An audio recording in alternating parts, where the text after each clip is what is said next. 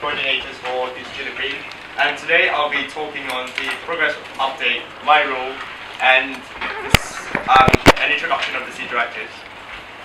Okay, so for the past 2 weeks, this is basically what we've done from the initial design concept, and we moved on to the CP 1.0 with an initial M tile of 18,000 and decided a cruise mark of about 0.45. And then coming to the third week, there is quite a substantial change because the propulsion system have selected the exact power plant they want to use, and then we've got a more accurate fuel consumption, specific fuel consumption, and then we did a rough calculations on the amount of fuel needed and realized that the plane is much lighter than, that means, we required more fuel than we need before, and then we came up with a new M tile. So this is now our upper bound, and we're fixed at this value. So we're going to freeze at this value. So this is our final M tile that we're going to design for. And then with a new M tile, it also means that the wing had to be redesigned. So we've come up with a new wing area of 103.6 meters squared and a wingspan of about 20 meters. And then Will has created a fuselage design. So based on this fuselage, this is roughly an impression of how the final plane is going to look like. And the propulsion team also mentioned that they want the engines to be housed within the fuselage and only the propellers to be exposed. So this is a rough location of where the engines are going to be, but we're not sure yet because the exact placement would depend on the CG calculation and things like that. And currently, because only the propellers is exposed, so there's probably going to be a shaft system, and then we've drawn a box to protect the shaft. But I think the structures team is looking at having an airfoil shaped structure to minimize the drag and things like that, and to protect the shafting systems. And yeah, and we also have wingtips that's going to serve as content as well. And so this is basically this week's progress. And then we also tried with the fuselage, so we had cross section, and we tried to see if the cockpit cabin and the all the systems layout, whether everything fits in the fuselage or not. And I realized that this part of the fuselage is a little bit too small. I think it's because it's just a very rough estimate of how the fuselage is like. So this shape needs to be redesigned, and I think Will is working towards a new drawing for the fuselage. And okay, so this is the original time frame that we've come up with, and currently we're in the middle of week 3, and we've finished our initial wing design already, and structures are now currently working on the structural design. I think Manhar is working on the structures of the wing, and Will is working on the fuselage structures. And then the systems have already gone on with the weight and balance, so hopefully by the end of this week we'll be able to get the CG of the aircraft, and then starting next week, the stability people can start sizing the tailplane and everything. And so currently that's our progress so far, and we've got about 3 weeks left before the final presentation. So my role as a project coordinator is one, to coordinate the project, and that includes facilitating morning meetings, scheduling the weekly meetings, and monitoring the overall progress of the project. And I'll be also looking into the C directives. So these are roughly the documents I'll be looking at: the Joint Service Publication, the Naval Ship Code, and also the FER Part 25. I'll go more in depth into them later. And because the air directives is quite a bit, so I'll be helping it with the stability and air portion, and then of course the CAT drawings. And so far what I've done for the project coordination, I've organized the weekly meetings, and I've come up with the feedback forms which you guys are holding on now. And I also have created a YouTube account for the presentation videos, and so that everyone can look at the presentation and then hopefully improve on the presentation skills. Right, so for the C directives, because this project, it's currently sort of like a combination of a seaplane, a surface ship, and a submarine. So I'll be looking into the seaworthiness of the 3 different aspects of the project. And for the seaplane, because there are no military seaplanes, so because modern military will have aircraft carriers, so instead of having seaplanes, so the only regulations I can find for seaplanes, which is basically FAR 25. FAR 25 is mainly for civilian aircraft, but they've got quite a small portion that covers seaplanes as well. So I'll be looking at mainly, and it covers mainly the sea operation regulations, watertight integrity, and structural integrity. For surface ships, I'll be looking at naval ship code and the DevStan, and submarine will be the Joint Service Publication Part 430 and DevStan. Well, the JSP is mainly the certification requirements of submarines. So, like, in order for a submarine to be certified, what are the things that you need to do, and that's basically what JSP is. But I'll go more into that later. And okay, so for the FAR 25, so these are the three key areas that FAR 25 has got regulations on seaplanes. So the first thing is the sea operation. They've got regulations on spray, porpoising, and immersion of aircraft parts, such that it should not endanger this aircraft operation in a number of water conditions that is clearly laid out in the regulations. For the structural integrity, they've got a number of equations which I've given to Will already to take a look at them. It's just basically using the equations to calculate the load factors you need to apply on the structures. This is basically, and it's just lots of formulas, and I've given, it serves as a sanity check to make sure that the structural tape, the fuselage, can withstand the required load factors. And then the watertight integrity, for seaplanes typically they have 100%, 180% reservoir buoyancy with not less than 5 watertight compartments, such that when 2 compartments are flooded, the seaplane could still have positive stability and not capsize. So these are kind of the what the regulations FAR 25 has got on seaplane. For surface ships, I'll be looking at DevStan and the Naval Ship Code. Naval Ship Code basically has got 10 chapters, which is mainly on the buoyancy, stability, structures, engineering systems, and the fire safety, etc. of surface ships. And DevStan has got a lot of documents on basically these three aspects of the surface ships. And submarines, I'll be looking at DevStan and Joint Service Publication. And as I mentioned earlier, it's the certification requirements, and it covers mainly the stability, structural strength, watertight integrity, propulsion, and the maneuverability.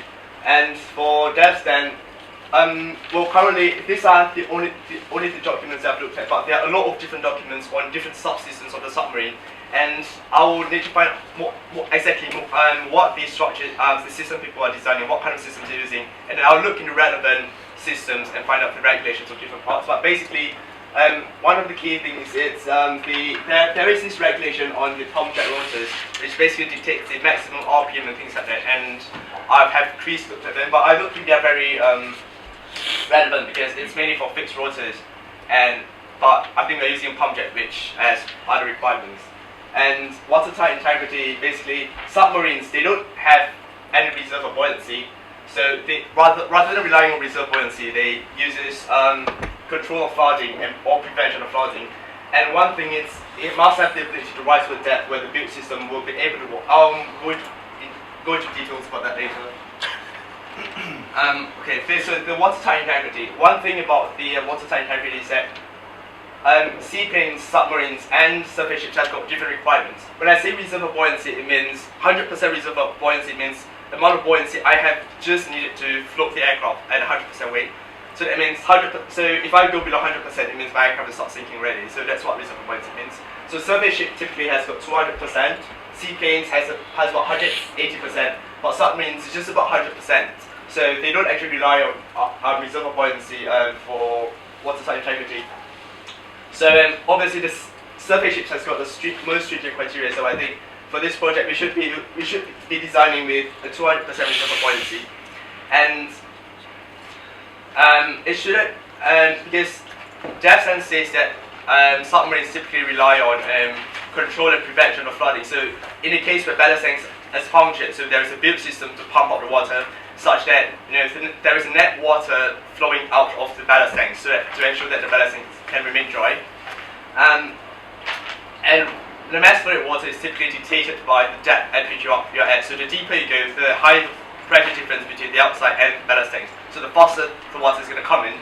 And then DevStan says that submarines must be able to rise with depth, where the build systems can start working such that there is net water, pumping out. But because we have got 200% reservoir buoyancy, so I think the build system in our aircraft do not need to be as powerful compared to what the Royal Navy is using for the submarines, because we've got an extra leeway should there be a compromise on the reservoir buoyancy. And so for the plan for the coming week, so next week I'll look further into the different sea directives for stability on water surface and underwater, and also look into the regulations on the stability of air, and also for all the different systems that the system people might be designing for. And then on week 5, I'll work on ensuring that all aspects of the directives is being complied, and then hopefully start on the group report and activity summary and interview report. And basically, that's it. And that's the end of my presentation.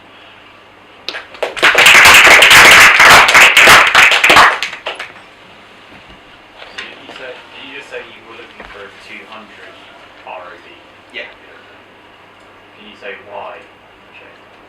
No, that's the requirements set up by Devston for surface ships. Because our project, we have got certain segments that operating as a seaplane. In the loiter phase, will be operating as a surface ship, and in underwater phase, will be operating as a submarine. So, because these three different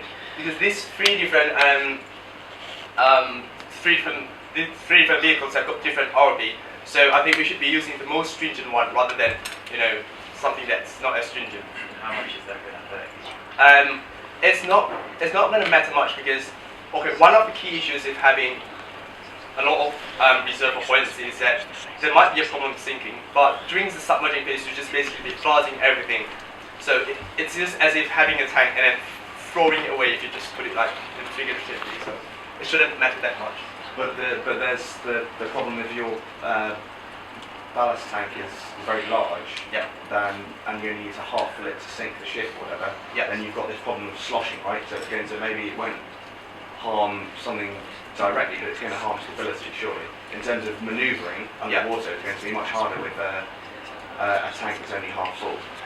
So my point is, you chose the surface ship to have the most stringent requirements, but if you think about the overall mission profile, you'll be flying for, 4 hours, then you'll be in ground control for, flying in ground effect for 2 hours or something. Then you'll be as a submarine for 3 days.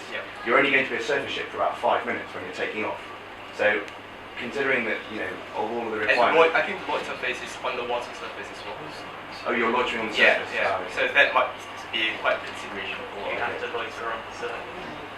I think we're looking at currently it's just submerging on the surface, it's just near the surface, but it's probably gonna. It might depend on the actual mission profile, like how we're gonna actually loiter. Like, do we want to completely submerge when we loiter, or are we gonna just loiter on the surface?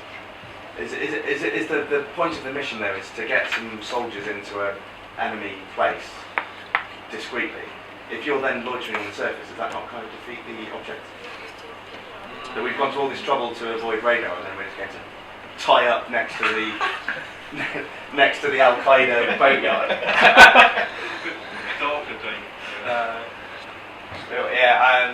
I think I'll look into that and then. Because if that's the case, I would suggest that you don't necessarily go on the surface ship, considering that if that's the case, you're only going to be a surface ship as you're taking off basically for 5 minutes, not even that, 1 minute.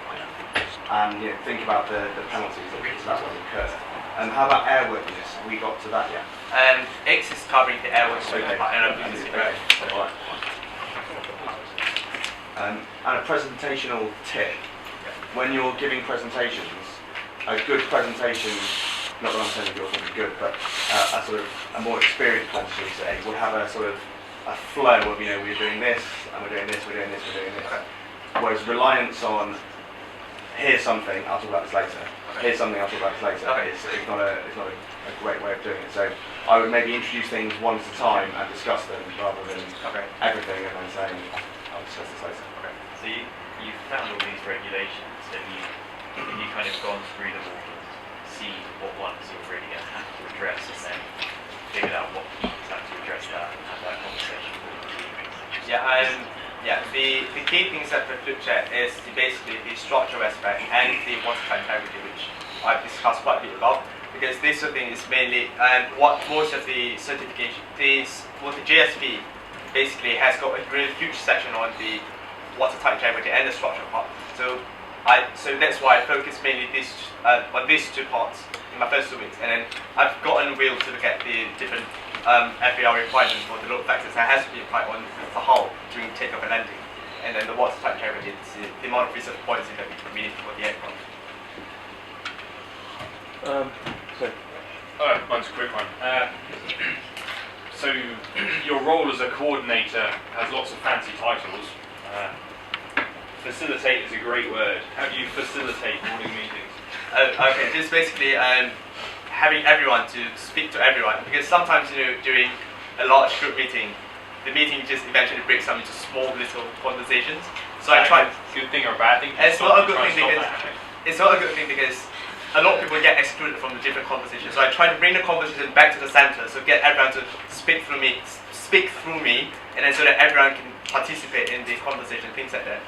And also like having everyone to update on everyone else what's been done. Like say Tuesday after the bank holiday, I've got the news from the propulsion that they've got a new fuel estimate, and then I've got the propulsion people to explain to everyone like how did they come up with these numbers and things like that. And then from then on, we realized that we need to revise the MTOL. So kind of things like facilitating basically. For the reserve of buoyancy for the submerged part, it only says 100%. Which volume does this refer to? Do you consider the ballast tanks as being reserve buoyancy or not? The ballast tanks. So that means the amount of, so that means my ballast tank should, when I say 100%, it means like, it must be able to support the weight of the submarine onto the water surface. So 100% means I have just enough amount of air to support my submarine to float, basically. Okay. Right. So that's what 100% means. So anything below 100%, it means that I've got less air needed to support the entire. So basically, it just means that with everything working perfectly, it should be able to float. Yeah. Okay. But submarine typically relies on build system. That means if there is a compromise on the ROB, water's flowing. So they just rely on pumping the water out rather than having extra ballast tanks, because that's what depth is for Royal Navy submarines. So final question, how has the attendance been at these morning meetings? Sorry, how has the attendance been at these morning meetings? I think since it sent out the email last week, I think the attendance has been pretty good. Yeah, actually. Just 3 people. Okay. Thank you. Thank you.